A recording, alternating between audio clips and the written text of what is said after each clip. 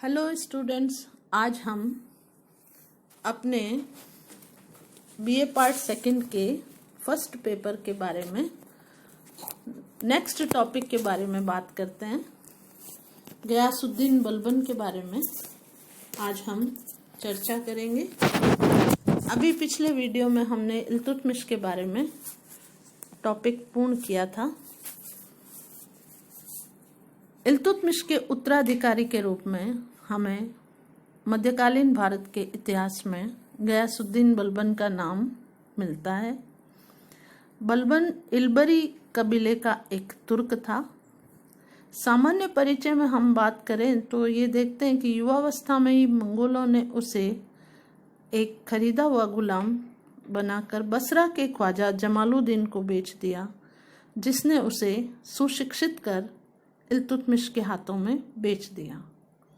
सुल्तान इल्तुतमिश ने उसकी स्वामी भक्ति और योग्यता से प्रभावित होकर उसे 40 अमीरों के दल में सम्मिलित कर लिया।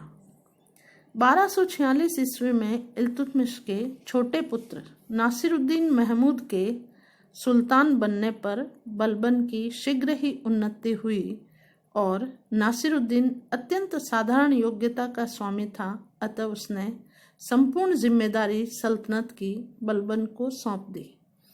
नासिरुद्दीन के 20 वर्षों के शासनकाल में साम्राज्य की वास्तविक सत्ता बलबन के हाथों में ही रही। अब हम बलबन का जो शासनकाल है या उसका जो कार्यकाल है उसे दो भागों में हम पढ़ेंगे।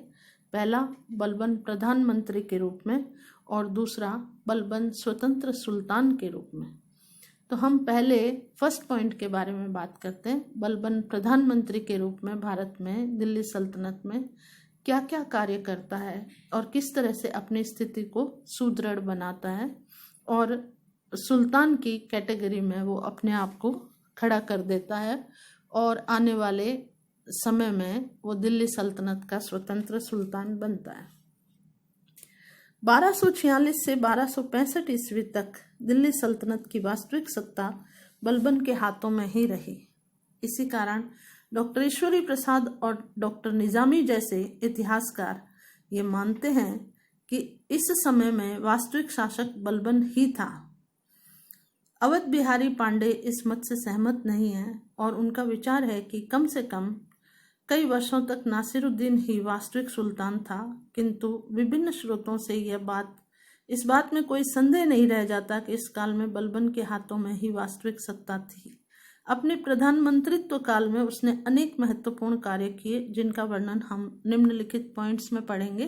पहला पॉइंट है स्वयं को शक्तिशाली और सुदृढ़ बनाना। क्या कार्य ऐसे उसने किए जिससे उसने अपने आप को सल्तनत के बीच खड़ा रहने के काबिल बनाया।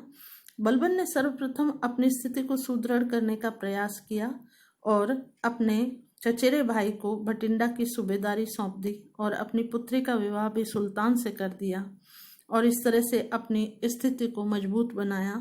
फिर हम देखते हैं कि सीमा प्रांतों को सुरक्षित बनाने का बलबन ने दूसरा प्रयास किया और मंगोलों के निरंतर दिल्ली सल्तनत पर आक्रमण होने के कारण उत्तरी पश्चिमी सीमा प्रांतों की स्थिति अत्यंत विकट थी, अतः बलबन ने इस ओर विशेष ध्यान दिया और उसने पंजाब के खोखर तथा कुछ अन्य जातियों पर आक्रमण करके उनका दमन किया। तत्पश्चात लाहौर, मुल्तान और उच्छ पर पुनः दिल्ली सल्तनत का शासन स्थापित हो गया। इस तरह हम आगे देखते हैं कि बलबन ने अनेक विद्रोहों का दमन किया अपने प्रधानमंत्री पद पर रहते हुए। तो राजस्थान में, दिल्ली में केंद्रीय सत्ता जो इल्तुतमिश की मृत्यु के बाद में थोड़ी कमजोर हो गई थी और इसका लाभ उठाकर अनेक राज्यों ने विद्रोह कर स्वतंत्र होने का प्रयास किया। इनमें राजपूत सरदार प्रमुख थे, इनको इसने नियंत्रित किया। झांसी और निकटवर्ती क्षेत्रों में चंदेलों की शक्ति भी बढ़ती जा रही थी, उन्हें भी बलबन ने कंट्रोल किया और इसके अतिरिक्त राजपूताना के चौहानों ने इसे बहुत क्षति पहुंचाई, जिनको भी इसने नियंत्रित करके दिल्ली सल्तनत की धाक जमाई। इसके पश्चात हम देखते हैं कि मेवातियों का प्रमुख क्षेत्र राजस्थान में अलवर के निकटवर्ती क्षेत्र था, जहां पर दिल्ली सल्तनत के अधिकारियों के लिए उन्होंने अनेकों समस्याएं खड़ी कर दी। लेकिन मेवाती जो विभिन्न क्षेत्रों में लूटपाट करते रहते थे, दिल्ली पर भी धावे मारते थे। बलबन ने इनका पूर्णतः दमन करने के लिए 2 बार सैनिक अभियान किए और हजारों मेवातियों की हत्या करके उस इलाके को पूर्णतया शांत करने का प्रयास किया। लेकिन इस संदर्भ में वह कुछ हद तक ही सफल रह पाया। अब हम देखते हैं कि बीच का काल जब आता है तो दिल्ली सल्तनत में एक इमामुद्दीन रियान था, जो कई तुर्क सरदारों से मिलकर बलबन की योग्यता से ईर्ष्यावश उसे प्रधानमंत्री पद से हटाने का प्रयास किया। और ऐसा नासिरुद्दीन को कुछ मिसगाइड करके और कुछ उसे भ्रमित करके बलबन को प्रधानमंत्री पद से हटाया। लेकिन 1 वर्ष पश्चात ही उसकी पुनर्नियुक्ति हो गई, क्योंकि उसकी अपनी योग्यता थी और योग्यता के बल पर उसने दिल्ली सल्तनत को चलाने का भरपूर प्रयास किया।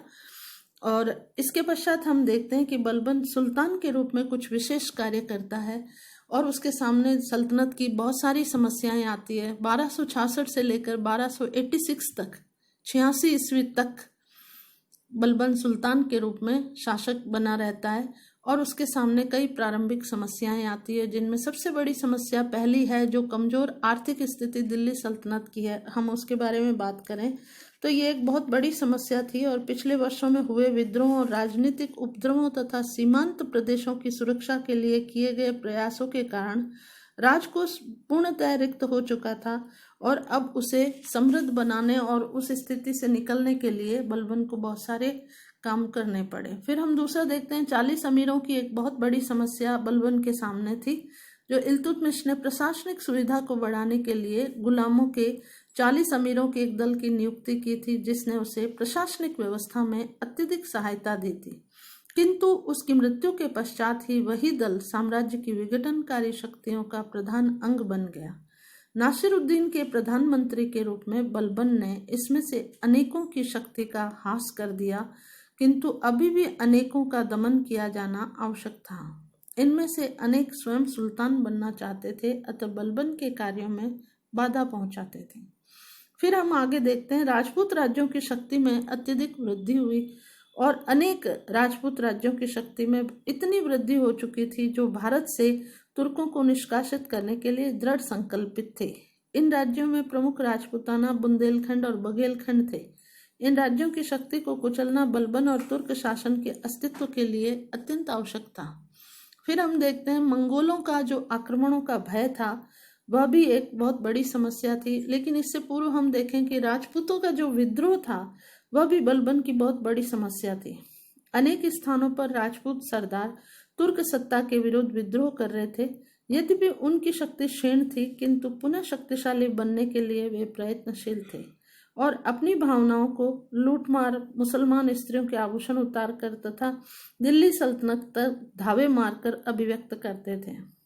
मंगोलों के आक्रमण का भय निरंतर बना हुआ था और देश की सीमाओं की सुरक्षा करना बलबन के लिए अत्यंत आवश्यक था, क्योंकि मंगोल आक्रमणों का भय निरंतर बना हुआ था। इसके पश्चात हम देखते हैं कि सुल्तान की प्रतिष्ठा में बहुत कमी थी। बलबन के शासक बनने के समय सुल्तान के पद की प्रतिष्ठा पहले के समान नहीं रही। 40 गुलामों के दल ने उसकी प्रतिष्ठा को मिट्टी में मिला दिया। इस प्रकार उसके राज्याभिषेक के समय दिल्ली सल्तनत की स्थिति अत्यंत शोचनीय थी। इतिहासकार जियाउद्दीन बर्नी ने तत्कालीन स्थिति पर प्रकाश डालते हुए लिखे हैं कि शासन सत्ता का आतंक जो समस्त अच्छे शासन का आधार है और जो राज्य के वैभव और ऐश्वर्य का स्रोत है, सब मनुष्यों के हृदय से निकल चुका था और देश की बड़ी शोचनीय दशा हो गई थी। धन्यवाद छात्राओं, हम आगे के वीडियो में इसके आगे बात करेंगे। आज के लिए इतना ही।